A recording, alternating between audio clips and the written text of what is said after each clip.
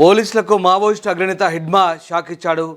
హిడ్మాతో పాటు మరికొంతమంది అగ్రనేతలు పోలీసుల కళ్ళు గప్పి కర్రెగుట్టల నుంచి పరారైనట్టుగా తెలిసింది. దుర్గం గుట్టల్లోకి హిడ్మా వెళ్ళి తలదాచుకున్నట్టుగా తెలుస్తుంది. కర్రెగుట్టల్లో దాదాపు 2 గుట్టలు ఇప్పటివరకైతే పోలీసు బలగాలు మోహరించగలిగాయి. ఇంకా 10 గుట్టలు చాలా కీలకంగా ఉన్నట్టుగా తెలుస్తోంది.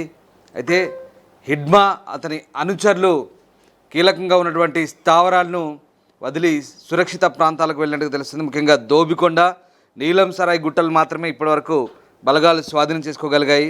పూర్తి స్థాయిలో మోహరించినప్పటికీ మావోయిస్టు అగ్రనేతలను పట్టుకోవడం ఇబ్బందిగా మారుతోంది.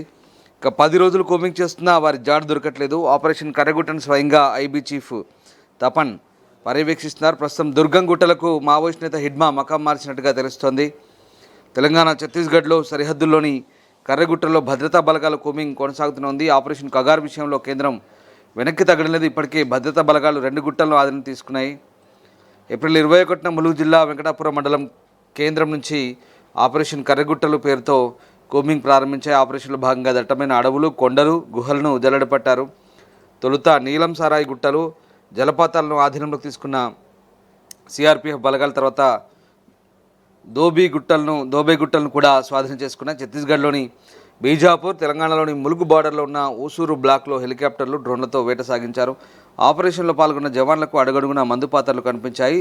9 రోజుల పాటు జరిగిన ఆపరేషన్లో సుమారు 200కు పైగా మందుపాత్రలు నిర్వీర్యం చేశారు. ఇందులో బీర్ బాటిల్ బాంబులు కూడా స్వాధీనం చేసుకున్నారు. మరోవైపు ఎండ తీవ్రత ఎక్కువగా ఉన్న కొందరు జవాన్లు డీహైడ్రేషన్ గురవడంతో వారిని హాస్పిటల్స్ తరలించి వారి ప్లేస్లో బ్యాకప్ టీమ్స్ను పంపించారు. సుమారు 5,000 అడుగుల ఎత్తున్న కర్రెగుట్టలపైకి భద్రతా బలగాలు విడతల వారిగా చేరుకున్నాయి. ఈ క్రమంలో గుట్టల్లో భారీ బంకర్ను గుర్తించిన బలగాలు ఇందులో 1000 మంది ఉండేలా సౌకర్యాలు ఉన్నట్టు తెలుస్తుంది. మంగళవారం భారత intelligence bureau chief Tapan data Telangana, Chhattisgarh సరిహద్దుల్లో పర్యటించి పరిస్థితిని స్వయంగా చూశారు.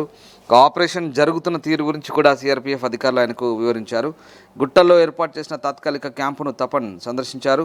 శాశ్వత బేస్ క్యాంపులు ఏర్పాటు చేయాలని బలగాలు నిర్ణయం తీసుకున్నట్టు తెలుస్తోంది. ప్రస్తుతం కర్రెగుట్టలోని దోబికొండ, నీలం సరాయి గుట్టలు పూర్తి స్థాయిలో బలగాల ఆధీనంలోకి వచ్చాయి. ఇంకా 10 కీలక గుట్టలు ఉన్నట్టు తెలుస్తుంది. వందల సంఖ్యలో గుహల్లో కోమింగ్ నిర్వహించాల్సిన అవసరం కనబడుతోంది.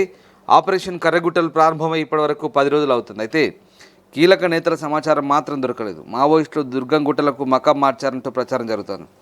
భద్రతా బలగాలు ఆపరేషన్ స్టార్ట్ చేసిన 2వ రోజే కొందరు మావోయిస్టులు కనిపించడంతో ఇరు వర్గాల మధ్య కాల్పులు జరిగాయి. ఇందులో PLGA నంబర్ 1 బెటాలియన్కు చెందిన సింధు, హుంగి, శాంతి అనే 3 మహిళా మావోయిస్టులు చనిపోయారు.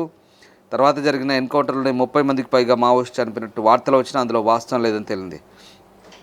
అయితే బలగాలు హెలికాప్టర్లు, డ్రోన్ల వంటి అత్యాధునిక పరిజ్ఞానంతో కర్రెగుట్టలపైకి వస్తడంతో మావోయిస్టు అగ్రనేతలైన హిడ్మా, దేవా, ఆజాద్, దామోదర్, సుజాత వంటి వారు టీమ్స్గా విడిపోయి భద్రతా బలగాల కన్నుగప్పి పారిపోయినట్టు తెలుస్తోంది. ఇప్పటివరకు కీలక నేతలు దొరకపోవడం, మరోవైపు మానవ హక్కుల నేతలు శాంతి చర్చలకు డిమాండ్ చేయడంతో అసలు వారు దొరుకుతారా లేదా అన్నది ఆసక్తికరంగా మారుతుంది. అయితే భద్రతా బలగాలు మాత్రం కోమింగ్ ఆపరేషన్ కొనసాగిస్తున్నాయి. ప్రపంచంలో ఏ మూల ఏ క్షణం ఏం జరుగుతుందో వేగంగా తెలుసుకోవడానికి తొలి వెలుగు వాట్సాప్ ఛానల్ని ఫాలో చేయండి.